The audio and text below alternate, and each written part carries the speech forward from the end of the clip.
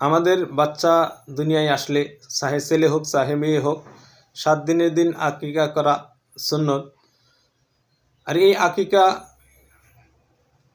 কিভাবে করতে হবে অথবা কয়টা জানোয়ার দিয়ে করতে হবে সেই সম্পর্কে কিছু আলোচনা। হুজুর সাল্লাল্লাহু আলাইহি সাল্লাম হোসেন হাসান রাদিয়াল্লাহু তাআলা আনহুর আকিকা কিন্তু একটা ছাগল দিয়ে করেছেন। হোসেন রাদিয়াল্লাহু তাআলা আনহুর আকিকাও একটা ছাগল, হাসান রাদিয়াল্লাহু তাআলা আনহুর আকিকাও একটা ছাগল দিয়ে করেছেন, অথবা মেন্ডে, তার মানে হলো খাসি ছাগল অথবা রাম ছাগল দিয়ে হুজুর সাল্লাল্লাহু আলাইহি সাল্লাম করেছেন।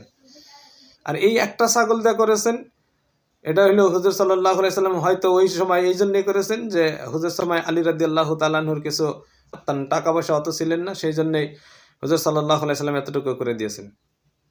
কিন্তু হুজুর সাল্লাল্লাহু আলাইহি সাল্লাম বলছেন ছেলের জন্য 2টা ছাগল আর মেয়ের জন্য একটা ছাগল। যদি কোনো কন্যা সন্তান হয় তার জন্য একটা ছাগল, আর যদি ছেলে সন্তান হয় তার জন্য 2টা ছাগল। যদি কারো সক্ষমতা নাই তাহলে কিন্তু ছেলের জন্য একটা দিতে পারবে, মেয়ের জন্য একটা দিতে পারবে। আবার যদি এরকম হয় যে না ছাগল দেওয়ার সক্ষমতা নাই তাহলে কিন্তু মুরগি দিলে হবে না, যে মুরগি একটা কুরবানি মুরগি দিয়ে আকিকা করে দিই অথবা হাঁস দিয়ে আকিকা করে দিই, এরকম কিন্তু হবে না। ছাগল দিতে হবে কমসে কম ছাগল। আর যদি শক্তি বা সামর্থ্য থাকে তাহলে গরু দেওয়া করতে পারবে, মহিষ দেওয়া করতে পারবে, উট দেওয়া করতে পারবে, এগুলো জায়েজ আছে। হুজুর সাল্লাল্লাহু আলাইহি সাল্লাম সামর্থ্য অনুযায়ী তাদেরকে কেউ যদি বলে যে আমি উট দিয়ে করবো, একজনের জন্য একটা উট, একজনের জন্য একটা গরু, একজনের জন্য একটা মহিষ, যদি কেউ দিতে পারবে, কোনো ধরনের অসুবিধা নাই। কিন্তু মেয়ের ক্ষেত্রে কেউ যদি আমরা মনে করি যে মেয়ের ক্ষেত্রে 2টা ছাগল অথবা মেয়ের ক্ষেত্রে 2টা গরু, এরকম কিন্তু নয়। মেয়ের ক্ষেত্রে একটাই, আর ছেলের ক্ষেত্রে 2টা দিতে পারবে। যদি সক্ষমতা না থাকে তাহলে একটাই দিতে পারবে, কিন্তু মেয়ের ক্ষেত্রে 2টা দিতে হবে। এটা হুজুর সাল্লাল্লাহু আলাইহি সাল্লামের থেকে কোনো জায়গা থেকে বর্ণিত নয় যে মেয়ের ক্ষেত্রে 2টা, অত গরু হোক চাহে মহিষ হোক অথবা উট হোক অথবা ছাগল হোক, যে মেয়ের ক্ষেত্রে 2টা, এরকম কিন্তু হুজুর সাল্লাল্লাহু আলাইহি সাল্লাম থেকে বর্ণিত নাই। হুজুর সাল্লাল্লাহু আলাইহি সাল্লাম থেকে বর্ণিত ছেলের ক্ষেত্রে 2টা আর মেয়ের ক্ষেত্রে একটা। আর যদি কোনো ব্যক্তির এরকম হয় যে সামর্থ্য নাই, 2টা ছাগল দিবে অথবা 2টা মহিষ দিবে অথবা 2টা গরু দিবে অথবা 2টা উট দিবে, এরকম যদি কোনো ব্যক্তির সামর্থ্য নাই তাহলে কিন্তু একটা জানোয়ার দেওয়া যায়, যাচ্ছে কোনো ধরনের অসুবিধা নেই।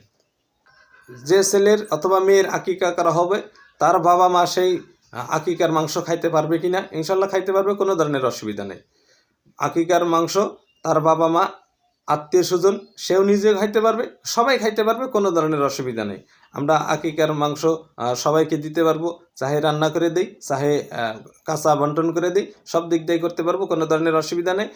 যার যেরকম সুবিধা হয় সেই সুবিধা অনুযায়ী কেউ যদি কাঁচা বন্টন করে সুবিধা হয় কাঁচা বন্টন করবে, আর যদি কেউ মনে করে যে আমার আত্মীয় স্বজন পাড়াবসী সবাইকে ডেকে রান্না করে খাওয়াই দিব, তাও দিতে পারবে, কোনো ধরনের অসুবিধা নেই।